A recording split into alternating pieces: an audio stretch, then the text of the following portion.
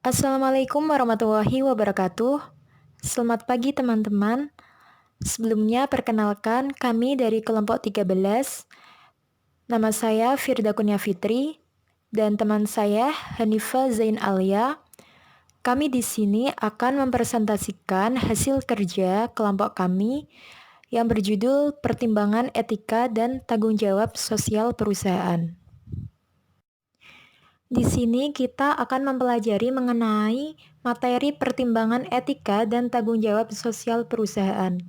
Yang pertama, kami akan membahas mengenai perilaku yang beretika, aspek etika di tempat kerja, pertimbangan etika dalam pengambilan keputusan, tanggung jawab sosial perusahaan, dan fungsi-fungsi perusahaan dan etika. Pengertian etika bisnis. Menurut Muslih, etika bisnis merupakan suatu pengetahuan tentang tata cara ideal pengaturan dan pengelolaan bisnis yang memperhatikan norma dan moralitas yang berlaku secara universal. Sedangkan menurut pandangan Sumarni, etika bisnis terkait dengan masalah penilaian terhadap kegiatan dan perilaku bisnis yang mengacu pada kebenaran atau kejujuran berusaha. Etika bisnis merupakan pengetahuan pedagang tentang cara pengaturan dan pengelolaan bisnis yang memperhatikan norma dan moralitas melalui penciptaan barang dan jasa untuk memenuhi kebutuhan masyarakat dan memperoleh keuntungan melalui transaksi. Hal-hal yang perlu diperhatikan dalam aspek etika di tempat kerja. Yang pertama, pengendalian diri. Yang kedua, pengembangan tanggung jawab sosial. Yang ketiga, menciptakan persaingan yang sehat. Yang keempat, konsekuen dan konsisten dengan aturan main yang telah disepakati bersama. Yang kelima, mampu menyatakan yang benar itu benar. Yang keenam, mempertahankan jati diri dan tidak terombang-ambing oleh pesatnya perkembangan informasi dan teknologi. Dan yang terakhir, menciptakan persaingan yang sehat dan menerapkan konsep pembangunan yang berkelanjutan. Apa saja contoh perilaku yang beretika di tempat kerja? Yang pertama, tutur sapa. Kebiasaan dalam tutur sapa di kantor yaitu menyapa customer, karyawan lain, atau atasan dengan sebutan Bapak, Ibu, atau Tuan dengan memberikan senyum ramah tamah. Yang kedua, selama jam kerja. Selama jam kerja dilarang merokok dan mengobrol di meja kerja mengenai masalah pribadi, dan juga dilarang untuk membawa makan di meja kerja. Yang ketiga, menerima tamu. Terhadap tamu, kita harus memberikan pelayanan terbaik dengan menunjukkan sikap sopan, perhatian, dan tidak cuek. Yang keempat, berbicara melalui telepon. Mengucapkan kalimat dengan nada lembut tegas, menjelaskan dengan jelas dan terang, mengontrol volume suara karena customer lebih menghargai suara yang mudah ditangkap dibandingkan senyum yang diberikan. Yang kelima, memahami dan mengerti budaya kantor, mulai dari sikap kerja, cara berbusana di tempat kerja, menghormati lingkungan yang ada di tempat kerja seperti senior atau atasan.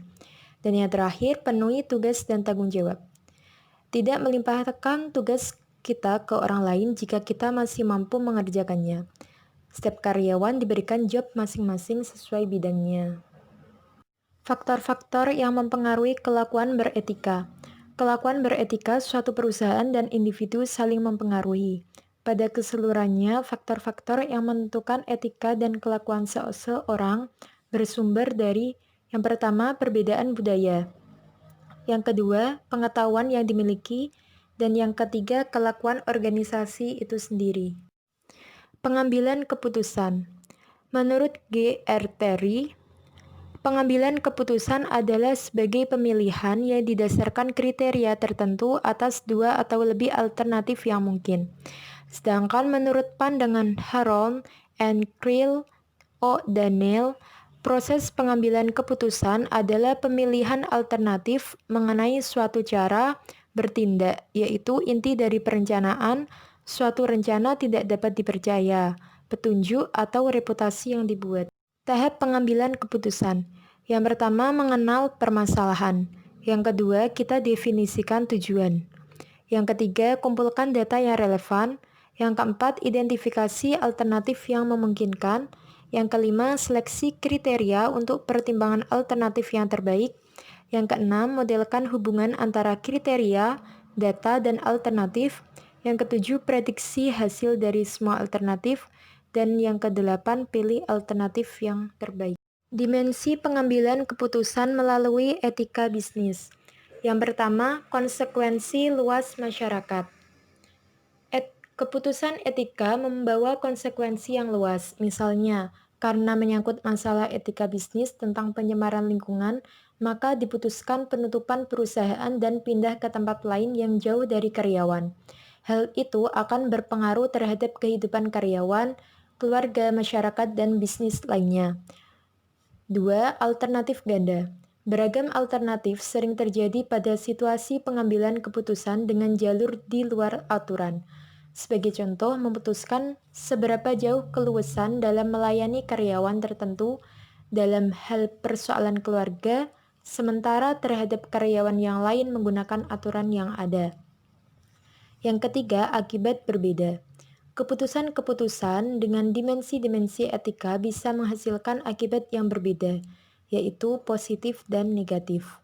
Misalnya, mempertahankan pekerjaan beberapa karyawan di suatu pabrik dalam waktu relatif lama mungkin akan mengurangi peluang para karyawan lainnya untuk bekerja di pabrik itu. Di satu sisi, keputusan itu menguntungkan perusahaan, tetapi pihak karyawan dirugikan. Yang keempat, konsekuensi tidak pasti. Konsekuensi keputusan-keputusan bernuansa etika sering tidak diketahui secara tepat. Misalnya, pertimbangan penundaan promosi pada karyawan tertentu yang hanya berdasarkan pada gaya hidup dan kehidupan keluarganya, padahal karyawan tersebut benar-benar qualified.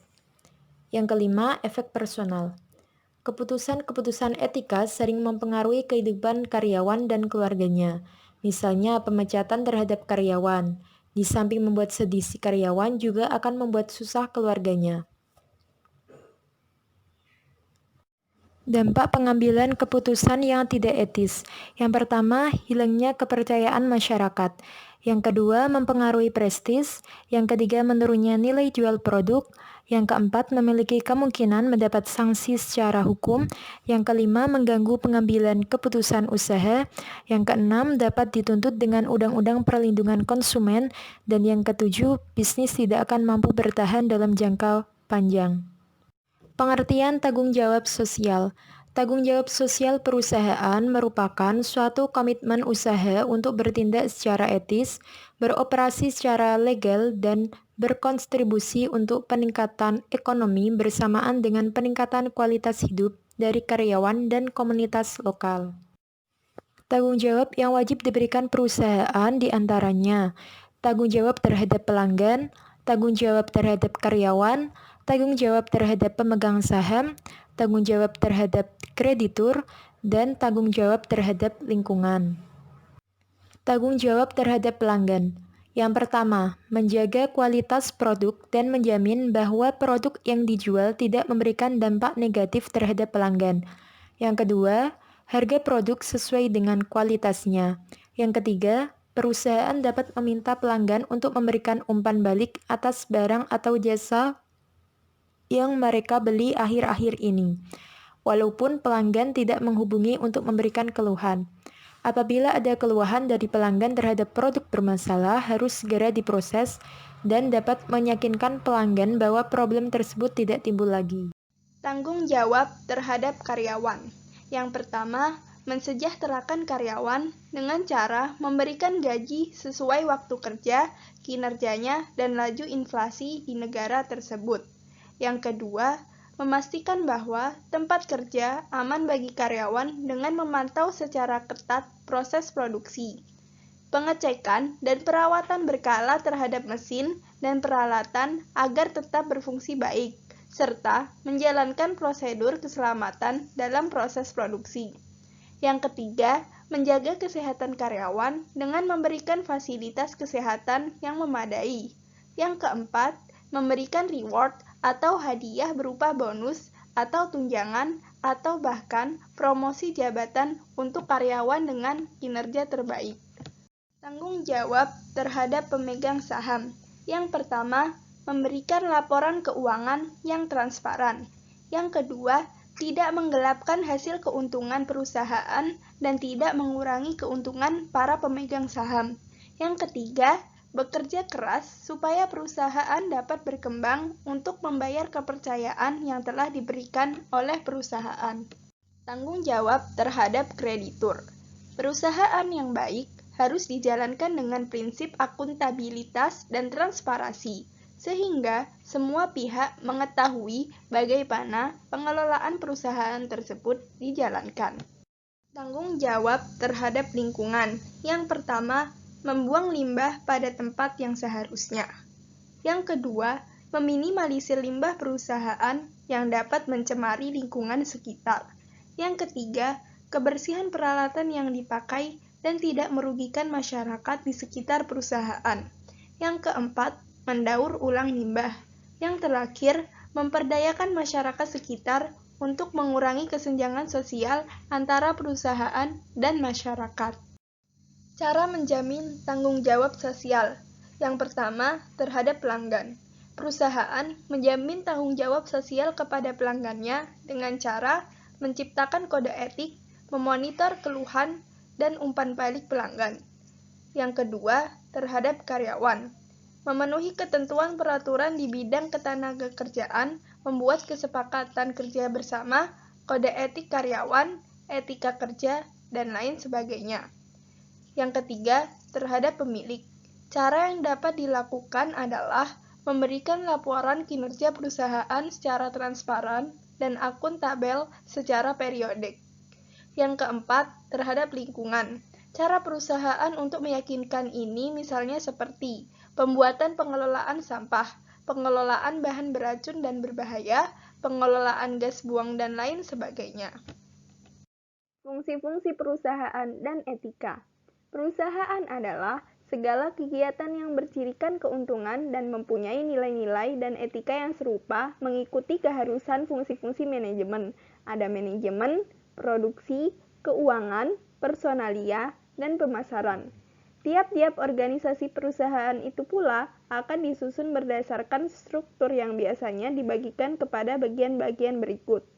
Bagian administrasi umum, bagian personalia, bagian produksi, bagian keuangan, dan bagian pemasaran. Fungsi-fungsi perusahaan dan etika. Etika merupakan hal yang mungkin saja sangat mudah bagi kita untuk melakukannya. Namun, tak sedikit orang yang mengabaikan atau bahkan mungkin tidak tahu akan pentingnya etika bagi kehidupan sehari-hari dalam kaitannya dengan lingkungan perusahaan di mana tempat ia bekerja. Berikut ini merupakan fungsi-fungsi dari etika dalam perusahaan, yaitu yang pertama, kebiasaan beretika, membiasakan beretika dengan benar. Yang kedua, meningkatkan efisiensi dan efektivitas dalam produksi pasar. Yang ketiga, meningkatkan standar nasional kehidupan yang bahagia dan makmur. Fungsi perusahaan. Yang pertama, fungsi personalia. Organisasi merupakan wahana untuk mencapai tujuan. Agar supaya pencapaian tujuan ini dapat dilaksanakan dengan baik, diperlukan fungsi-fungsi. Sebagai pelaksanaan fungsi-fungsi tersebut, diperlukan personalia-personalia yang diberi wewenang, tanggung jawab, dan pertanggungjawaban. Sedangkan manajemen personalia adalah seni dan ilmu memperoleh, memajukan, dan memanfaatkan tenaga kerja sedemikian rupa sehingga tujuan organisasi dapat direalisir secara berdaya guna dan berhasil dan adanya kegairahan kerja dari para tenaga kerja. Yang kedua, fungsi pemasaran. Pemasaran atau marketing adalah suatu aktivitas untuk memenuhi kebutuhan dan keinginan yang ada melalui penciptaan proses pertukaran yang saling menguntungkan. Sedangkan fungsi pokok pemasaran meliputi penjualan, pembelian, pengangkutan, penyimpanan, pembelanjaan, penanggungan resiko, standarisasi, dan grading, pengumpulan informasi pasar. Yang ketiga, fungsi produksi. Produksi adalah semua kegiatan untuk menciptakan dan menambah kegunaan suatu barang atau jasa dengan memanfaatkan faktor-faktor produksi yang tersedia. Menurut sifat proses produksi, pengolahan produk dapat dibedakan atas yang pertama, proses ekstraktif. Di sini, produksi mengambil bahan-bahan langsung dari alam. Yang kedua, proses fabrikasi atau proses pengubahan, yaitu suatu proses pengolahan bahan mentah menjadi bahan jadi dalam bentuk yang lain. Yang ketiga, proses analitik. Proses ini memisahkan suatu bahan menjadi beberapa macam bahan yang mirip dengan bentuk aslinya. Yang keempat, proses sintetik.